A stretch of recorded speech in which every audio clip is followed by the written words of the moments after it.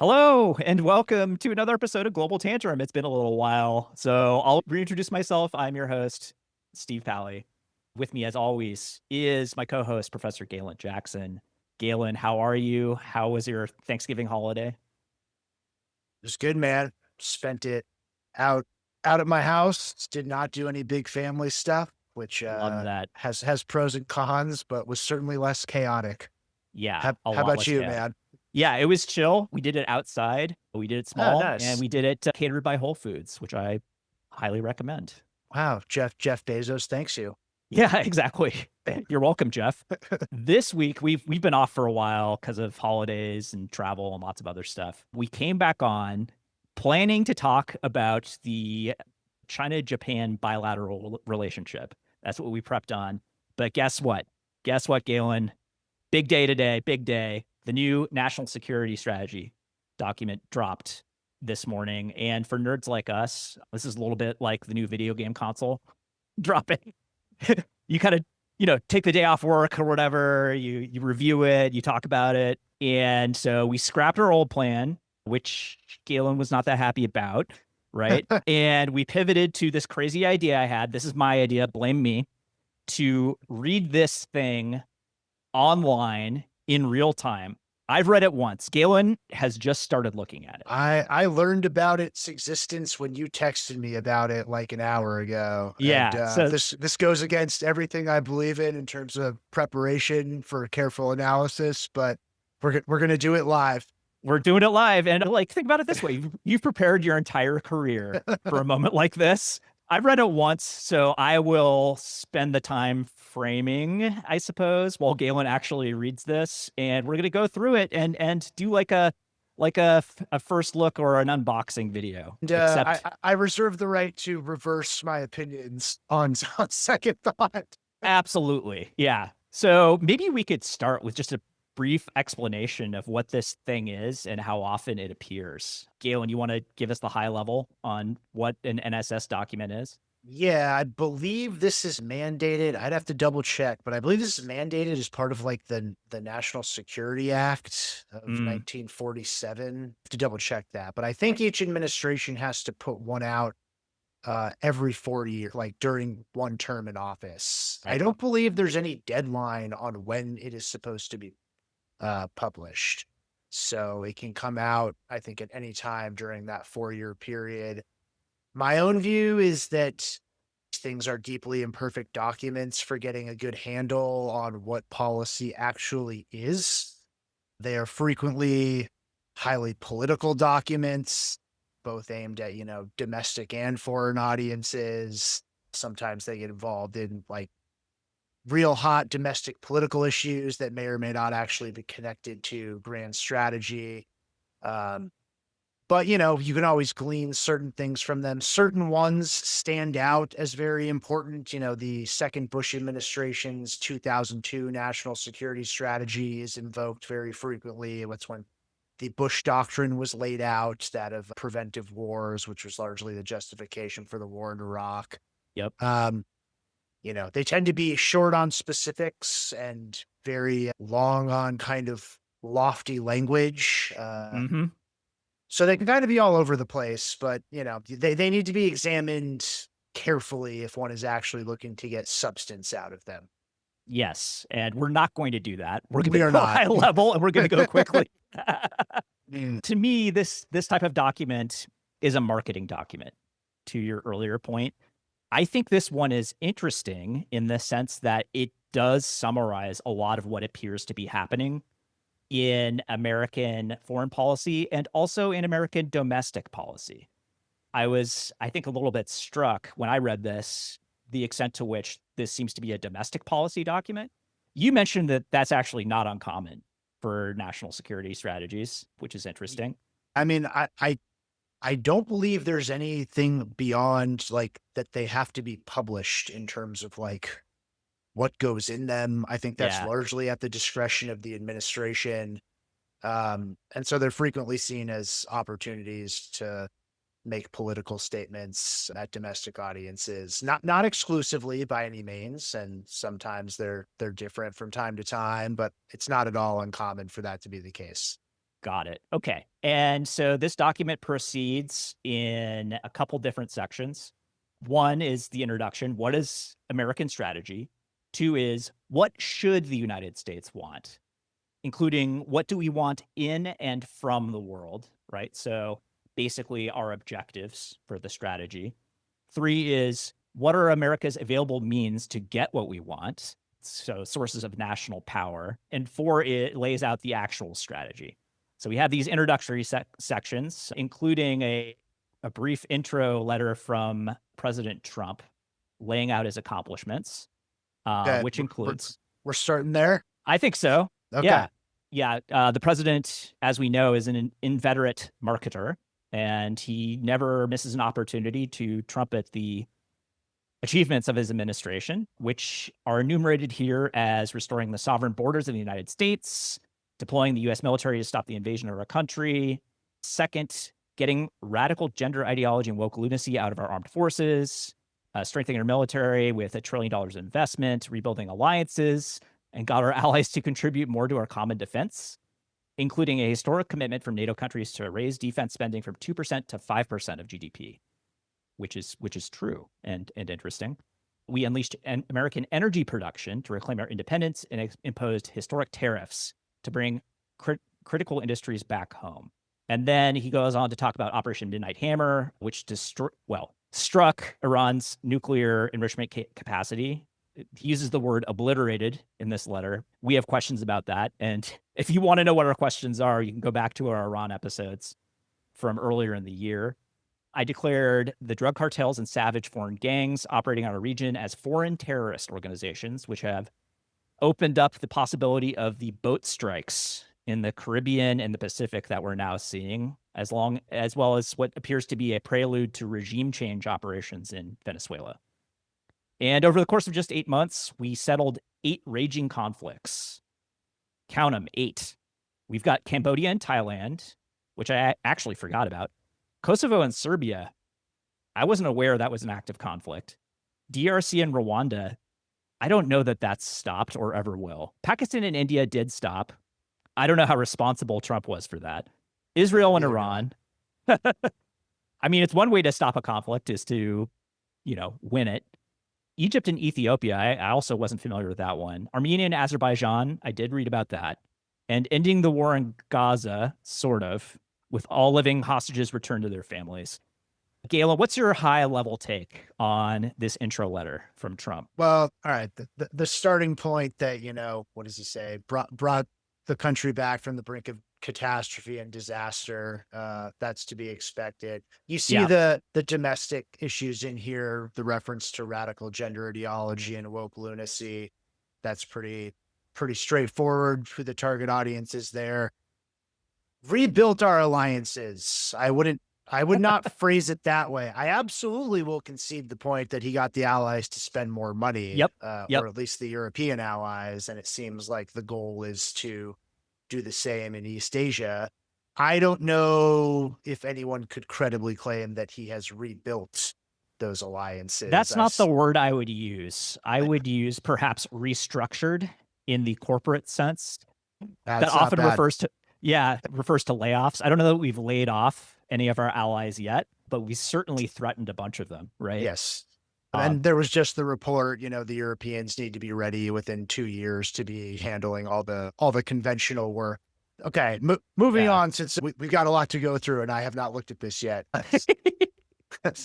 We unleashed American energy production to reclaim our independence. I mean, sort of unleashed fossil fuel production. Yeah. But largely ceded the clean energy field to the rest of the world, and China, by many accounts, now has a stranglehold on that area, or at least has taken a sizable lead.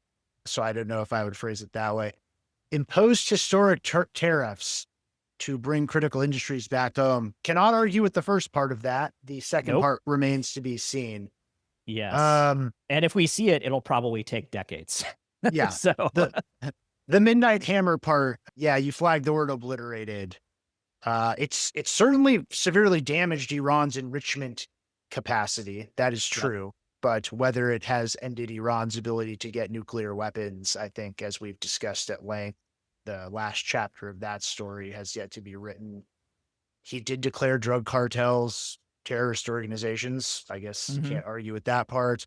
Settled these conflicts. I don't know how much credit he should get for Pakistan and India. Yep. I don't know if I would say that the conflict between Israel and Iran is settled. I Uh, don't think so. and the war in Gaza, yes, we have a ceasefire, but nothing fundamental related to Israeli Palestinian peace has been settled by any means. So, Yeah. um, And like I said, a couple of these are deep polls, like Kosovo and Serbia and DRC and Rwanda. It's like we follow this stuff very carefully. Did you know about that? there was the very recent stuff about Rwanda that was like just in the news, but as someone who lived in Egypt and used to follow its conflicts or disputes with Ethiopia, no, that one was not on my radar at all. So I can't Yeah. really comment. Maybe it's true. Yeah. All right. Let's give him a score of like, I don't know, 2.5 to 3 out of 8, which is not nothing, right? I mean, that's something. But 8 out of 8, I don't know. Let's see. Okay. Anyway, next phase. All right. Introduction. What is American strategy? Subheading, how American quote unquote strategy went astray. Yeah. So yeah, that gives you an idea of where this document's authors are coming from. They are coming from a place of wanting to repudiate what has gone before, right, Galen? Yeah, And I mean, this is, by the way, is great. I haven't done speed reading like this since we were in grad school, so this is like great practice. yes. I will say this first page of this section, there is some stuff I like. They make an effort to spell out what strategy is. A Hmm. concrete, realistic plan that explains the essential connection between ends and means. That is a definition you see very frequently in literature on grand strategy. A strategy must evaluate, sort, and prioritize. Not every country, region, or issue or cause, however worthy, can be the focus of American strategy. The purpose of foreign policy is the protection of core national interests. Um, I largely don't have issues with any of that. After the end of the Cold War, American foreign policy elites convinced themselves that permanent American domination of the entire world was in the best interest of our country. Yet the affairs of other countries are our concern only if their activities directly threaten our interests. I don't know if I would take it exactly that far, but I am certainly a critic of post-Cold War US foreign policy being overly ambitious. So there is some stuff in here I like. Yeah. And then this part about feckless elites miscalculating America's willingness to shoulder forever a global burdens to which the American people saw no connection to the national interest, yada, yada, yada. You are correct about the florid language here. And That's totally par for the course. okay, yeah. So Yeah. nothing particularly new or different there. As somebody who doesn't read these documents, it's like, man, this is some purple prose, But I guess that's just how it goes. Another one here, they being the elites placed hugely misguided and destructive bets on globalism. Not sure I would use that word, given that it has become associated with all sorts of anti-Semitic tropes. They'll use it. And so-called free trade that hollowed out the very middle class and industrial base on which American economic and military preeminence depend. I do think there's something to that critique. There is, although economists who pay close attention to this stuff, they'll acknowledge the role of free trade and the China shock and so on in Sure. American deindustrialization. But there's also the matter of like enhanced productivity and technological change, which has been a very, very big deal. Automation that appears, I think, nowhere in this document. So yeah, I mean, no doubt. This is also obviously gesturing at a domestic audience as well. very much so. Yeah, this is a document that wears its ideological predilections on its sleeve, and it is, yeah, counter global elites, right? There's also a strong streak. I'm just looking at this now. This is a wild thing that we're doing, by the way. I love it. There's a lot of gesturing at offloading, freeloading allies and offloading burdens onto them. The bankruptcy of international institutions and how the United States needs to have a more unilateral streak. But the word elite appears in here like 5 times in this like Yep. one paragraph. So Yep. Yeah. And if there's one thing we know about the MAGA movement is that it is a populist movement. It's a right-wing populist movement. Some would say an authoritarian populist movement. And it is counter-elite. Populists are usually arraying themselves against the former regime's elite, which is to say on the side of quote unquote normal folks, right? Whether or not that's actually true, well, that's another matter entirely. But like, again, that is the ideological direction of this document. Yeah. It's a populist document. What should the United States want? Yes. I'm desperately trying to like read while listening to you while thinking what I'm going to say. Isn't it fun? Like, I can talk for a while you read. How about well, that? I just want to say like real quick, another thing about these documents is like they frequently, not all of it, obviously, we just critiqued some of it. They frequently have language that no one could possibly argue with. All right. Yeah. Yeah. First and foremost, we want the continued survival and safety of the United States as an independent sovereign republic. Sounds all right. You know, if you're talking about American grand strategy, hard to argue with. We want to protect Yeah. this country, its people, its territory, its economy from military attack. Like, you know, then it gets into we want full control over our borders. No one's going to argue with that. Then the rub comes where the hot button issues over immigration come up. But I'll let you talk now because I haven't read that part yet. Yeah. We want a world in which migration is not merely orderly, but one in which sovereign countries work together to stop rather than facilitate destabilizing population flows and have full control over whom they do and do not admit. In principle, sounds okay, right? How does one define destabilizing population flows, though? Well, you know, you can define it however you like. What's destabilizing, right? Anybody from Somalia being admitted to the country, is that destabilizing? I'm just gonna, for the sake of time, I'm just going to lift directly from Jon Stewart on The Daily Show. Okay, nice. And say like, Trump's like, we like immigrants from places like Denmark and Ireland, not so much if they're from places like Somalia. I'll let you read between the lines. Yeah, that's where that stands. Yeah, that is now national policy, by the way, and codified in this national security strategy document. I guess like worth saying really quick, immigration has always been a feature of grand strategy and national security debates. Absolutely. And this is why the United States has birthright citizenship, by the way. It's we didn't have these documents prior to the Cold War, but the founding fathers wanted to encourage immigration to the United States so it could resist imperial domination by the British, the Spanish, the French, and so on, back when we were small and weak. So to your point, yeah, it's always been a part of this. It's a population is a pretty important component of national power. I need to correct something I said earlier. The national security strategy is mandated by Goldwater Nichols, which comes several decades after when I said. So okay, that's fine. Nevertheless, it's still it's a Cold War era requirement, right? Yeah. Okay, yeah. Let's see. So there's the military stuff, most powerful, lethal, and technologically advanced military. Nothing new about that. This next part's like, we want the most powerful military and the strongest, most dynamic economy. Like, yeah, they all say that. Yeah. The world's most robust industrial base. Direct defense industrial production capacity, but also defense-related production capacity. This is interesting, and if you ask me, not incorrect. This is stuff that we don't want to outsource, and especially looking at the Ukraine-Russia conflict, we have this idea now of cheap mass and the ability to outproduce one's enemies, whether that's with cheap drones or copious numbers of small arms and artillery shells and mortars and, basic armored vehicles, stuff like that. And America can still produce this stuff, but we've ramped down like 90% in our capacity to just, build explosives and explosive shells from the height of the Cold War. So I think there's something to that. Well, 100%. But this is again a feature of these documents. Is like, I don't know how many people disagree with that. Yeah. But easier said than done, right? Totally. This is frequently a thing you see where, of course, we should want that, but actually the problem exists in the first place for a reason. So correct. And in line with that, I'm surprised to see a paragraph in here on soft power. Yeah. We want to maintain the United States' unrivaled soft power. I'm not sure the people that wrote this read it.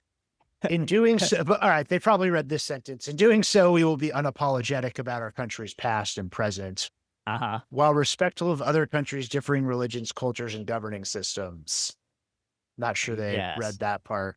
Soft power that serves America's true national interests is effective only if we believe in our country's inherent greatness and decency, I very suggesting much do not agree with that sentence. well, it suggests that previous administrations haven't believed of in our course, country's yes, yes. which I think is risible and false. And yeah, there's much to argue with here. In the interest of time, go The ahead. idea of being unapologetic, like I'm not sure how much soft power one is generating from being unapologetic about being a slave owning society for the first, 80 years of the country's existence or so. So, but Sure. There's lots to apologize for. There's Japanese internment. There's what we did in the Philippines, Nicaragua. The list goes on. I'm just saying, if you care about soft power, I'm not sure that's the way to actually get it. All right. Yeah. We got to keep moving. We got to keep moving. Keep it fresh. Keep it moving. Yeah. So I don't think we're going to make it through this whole document in the space of one episode. Let's do the preamble for this episode, and we can read more deeply for the second part of this, which we'll do in Okay. a future episode. Does that make sense? Sure. So where Okay. are we at? We're at finally, we want the restoration and reinvigoration of American spiritual and cultural health, without which long-term security is impossible. So, how many of these documents have referred to spiritual and cultural health, Galen? Can you recall any? I I don't know, but this is striking language to me. It's Yes. possible it was in an earlier one. Like they all criticize whatever came before them, especially if there's been a partisan change in administration. Yeah. Which is, it's pretty standard, right? Like when Bush 2 came in, it was ABC, anything but Clinton. Right. There's the hilarious Obama inaugural of him basically smack talking the Bush administration. Everyone's like, dude, he's sitting right there. This strikes me as unusual. Yeah, and I've already referred to this document as a populist document, and the Trump administration as a right-wing populist movement. I have thought increasingly of his second term policies as a set of revolutionary policies in the American context. And to me, this paragraph reads as a revolutionary paragraph, to your point. It is basically planting a flag that we want to make a break from what has happened in the past. We want an America that cherishes its past glories and its heroes, right? And that looks forward to a new golden age, suggesting that prior administrations didn't do that. We want people who are proud, happy, and optimistic, that they will leave their country to the next generation better than they found it. We want a gainfully employed citizenry, no one sitting on the sidelines, who takes satisfaction from knowing that their work is essential to the prosperity of our nation and to the well-being of individuals and families. This cannot be accomplished without growing numbers of strong traditional families that raise healthy children. That last sentence is very interesting to me. Pretty sure we've not seen that in other documents of this nature. Look, And a lot of this paragraph you also can't argue with. sure, Right? Like we want a gainfully employed citizenry with no one sitting on the sidelines who takes satisfaction for knowing their work is essential to the prosperity of our nation. Right? Like, who's going to argue with that? Yeah, this last sentence is different. yeah, strong traditional families that raise healthy children. Okay, what's a traditional family? We know what the context is here, right? Of course, This is so-called pro-natalist policy, which is something that I think Vice President Vance is very interested in, and also notable administration supporter Elon Musk and others of that camp. He is still an administration supporter, although he's no longer involved directly in the administration. But yeah, this is the kind of thing that has not been a national security priority before. By the way, the United States is not the only country talking about this or working on it. Birth rates have collapsed across the developed world pretty broadly. And the US is go ahead. there's a few things here, right? Like demography, people have talked about demography as a feature of national security and national strength for a long Yep. time. And like, it obviously is important if you want to be a great power to have a base of young people. You don't want to fall into demographic traps as you've seen in other parts of the world. Like that is true if you're talking strictly in national security terms. One way the United States has traditionally done that, and why it had as recently as like a quarter century ago a relatively young population compared to other industrialized countries, was via immigration.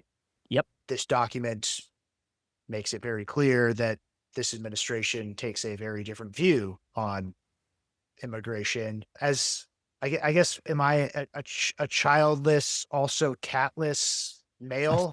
I guess Nice. this strategy is not very happy with people like me. Yeah, it's pretty pointed, right? And one asks the question, well, like what policies is this administration contemplating to, to cause this to pass, right? In countries like Russia, I think that, they're experimenting with things like baby bonuses and tax breaks and incentives and so on. I think South I Korea is too. I think maybe Hungary was doing that Hungary as too. well. Yeah.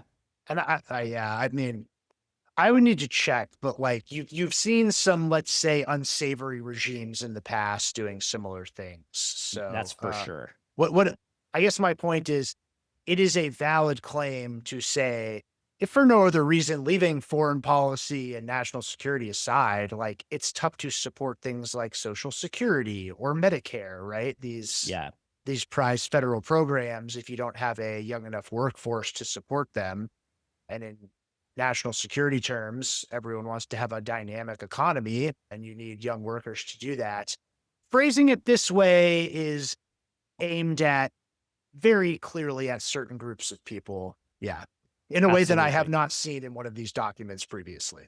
Right. The idea being that we want to overturn the cultural elite of this country and establish a new cultural elite that has different priorities. And that's where this administration is coming from.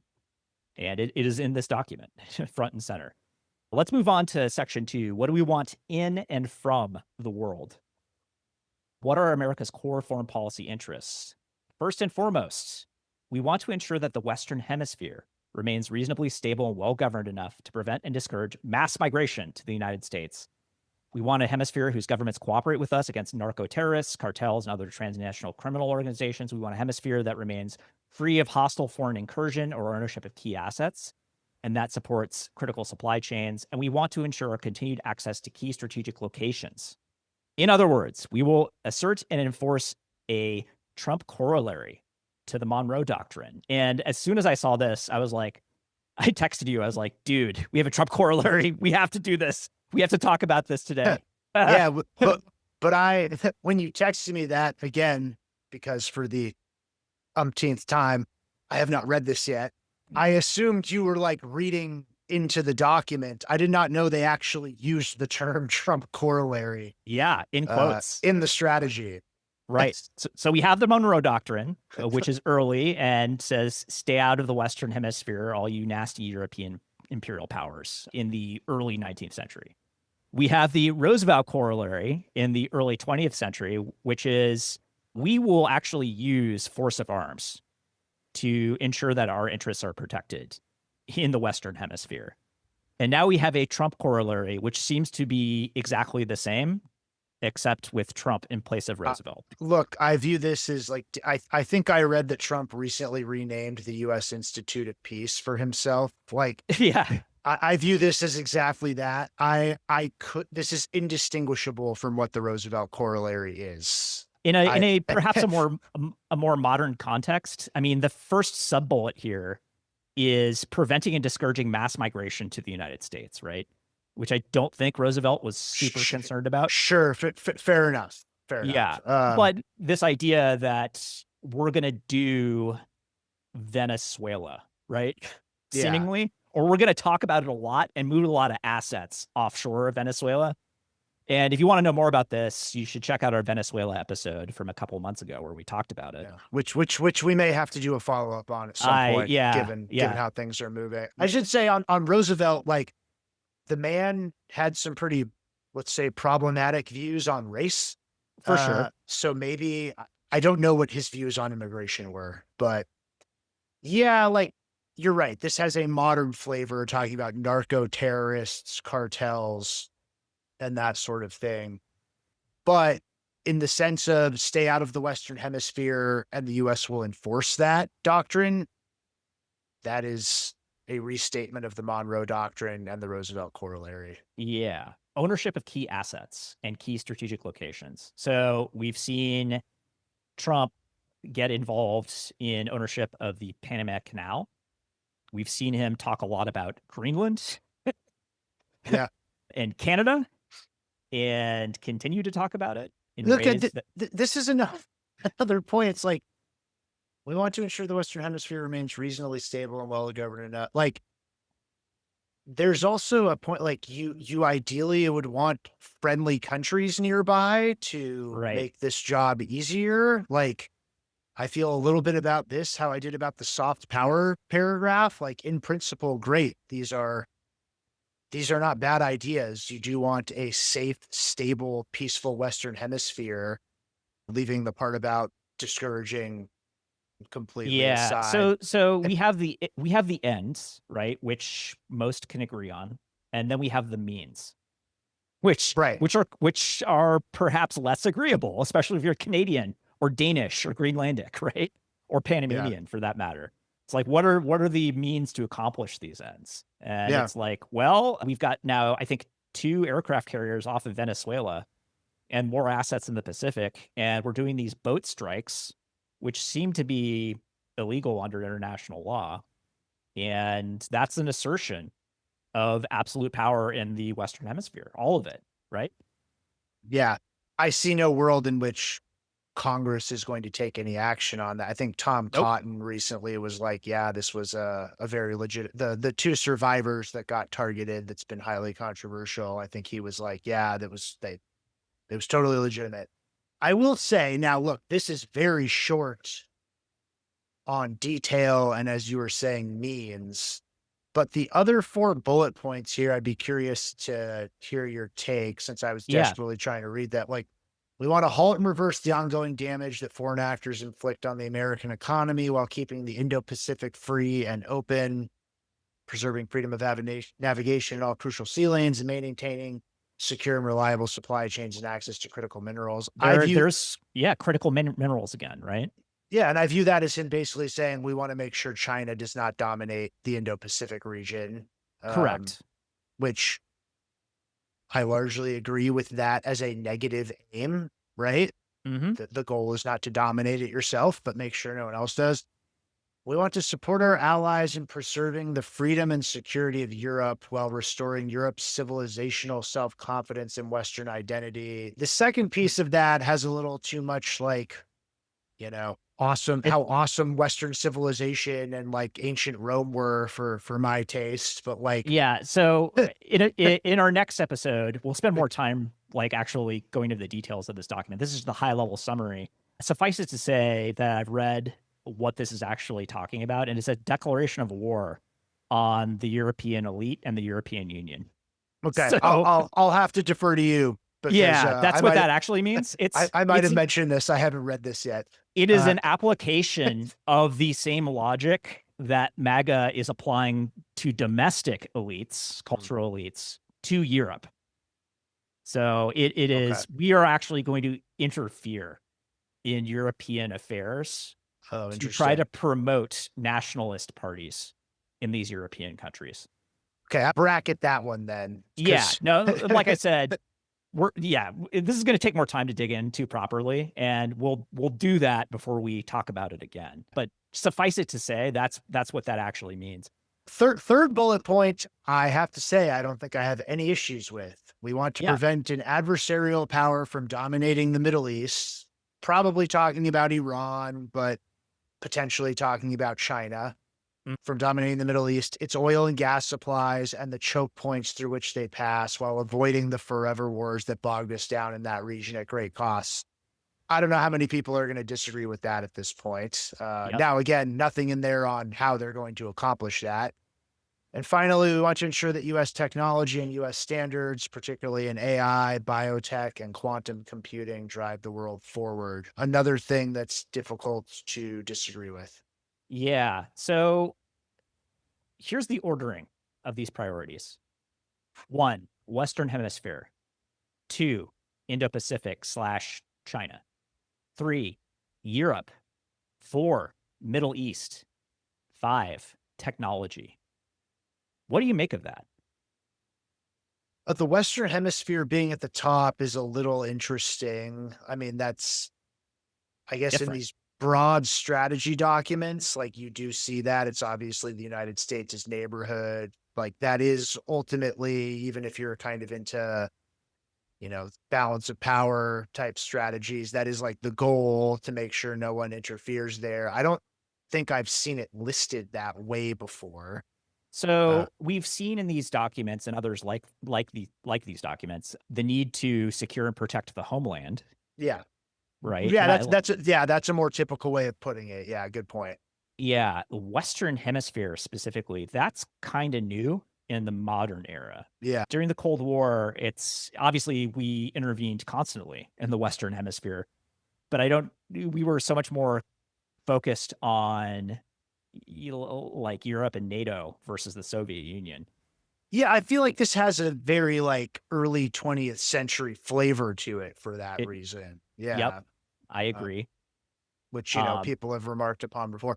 The next ones you said Indo-Pacific, Europe, Middle East. That is exactly the order that I would have expected.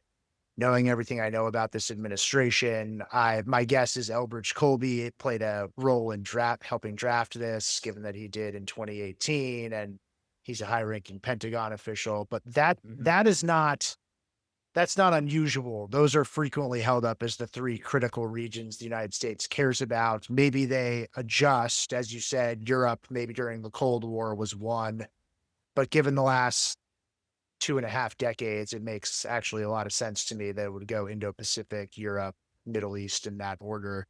The technology piece, it's I don't even know what to make of it being there because it's not a region, but it strikes me as completely important that that be a consideration.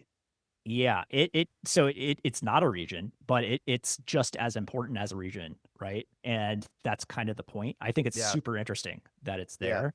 It's this idea that like the digital world and the technological world has actually achieved parity with the physical world and the geostrategic world, right? And I think I made the point in a previous episode that like companies like Meta and Google are now basically the size and power of sovereign nation states, yeah. you know? And we're calling out the technologies of the future here, right?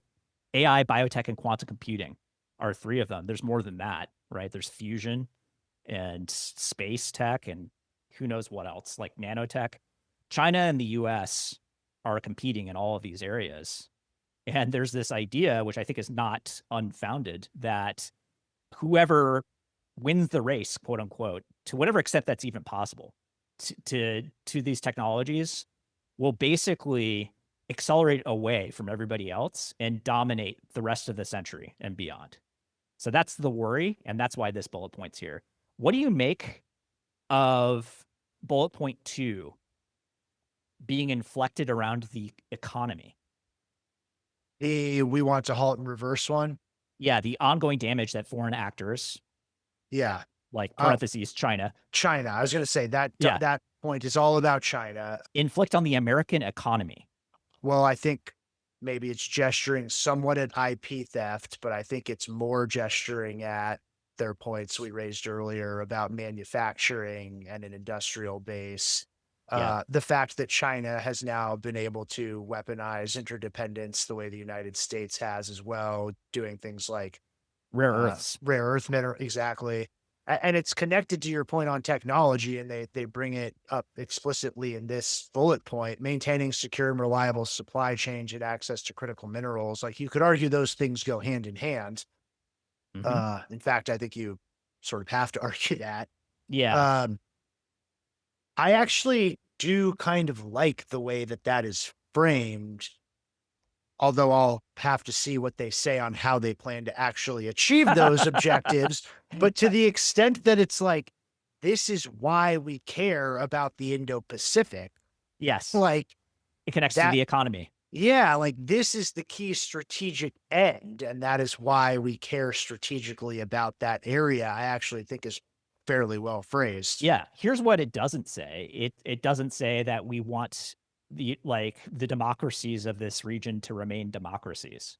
In particular, like Taiwan, right? Yeah, There's a little bit about Taiwan later in the document, sneak peek or spoiler alert, I guess. But yeah, it's very focused on this idea of like our core interest is our economy, right? yeah, And like that, I think that's not unusual. It's like we thought about the Middle East the same way for many decades when it was the case that we needed to import a bunch of oil and gas from the Middle East, right?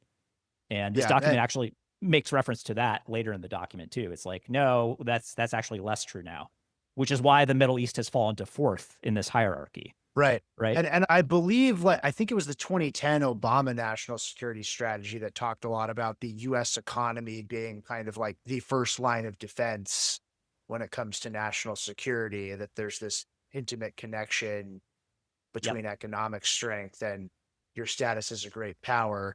So I don't think that's unusual. I do think though this does tie back to the very beginning of the document when we went over, which is like this document is being quite explicit about how ruthless, maybe that's the wrong word, the prioritization of American national interests above things like democracy, international like the sorts of things you saw a lot during like in Yeah. Clinton's national security strategies, to some extent in Obama's. I like the Like, lucidity and the I, aggressiveness, like, irregardless of what you think about the policies, right? Just analytically, how this is written, I kinda like how clear it is. I just think I agree with that point. It's just mixed in with all of this weird stuff too that makes Yeah, it a all the little ideological stuff. yeah.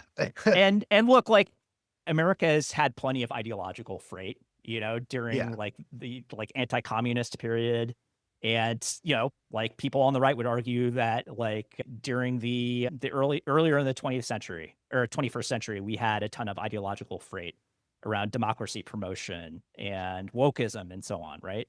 So, it can cut both ways depending on what you believe. But this is like, okay, we have this ideological perspective, but in order for any of that to matter, we need Yeah. these things, right? I think the point you're making, which I also will concede, I like about like that connection, this explicit connection as to like what we want and why it matters for national interests. Now, again, we haven't seen how they're planning on getting it. Like that is what grand strategy is all about. Yes. And I do think they make some convincing points in here in terms of being a little, maybe ambitious is the wrong word, but not going to care about some of the things that the American public, I think, has grown quite tired of during the post Cold War period, Yeah. and has debatedly gotten the United States into some trouble. Right. I Yeah. do think that is an interesting strand of this document. Yeah.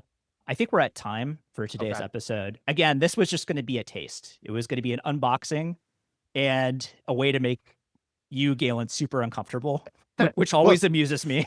well, so for next time, do I have to wait to read the rest? Are we doing this again? No, no, no, no, no. Next time we'll read it. We'll discuss it Okay. beforehand. We'll do our usual thing, and we'll do a more in-depth look into, I guess, more of the details of the strategy because there's a lot of details in there. Yeah, It is kind of a short document. we made it to page 6. Yeah, but I also feel like we covered a lot of the important high-level structure of the document. So stay tuned until next time when we'll have a more informed and less Two-parter. Our yeah, first two-parter. two-parter. Yeah. So this is part 1 of Trump's 2026 NSS. Stay tuned for part 2. 2025. It's still 2025. I'm calling it 2026. That's funny. Fair enough. Yeah, we're not through the year yet. It just feels that way. Yeah. Awesome. Well, sorry to do that to you, Galen. Hey And man, it was fun. You're right. yeah, I'm glad you Yeah. think so. All right. Until next time, this has been Global Tantrum.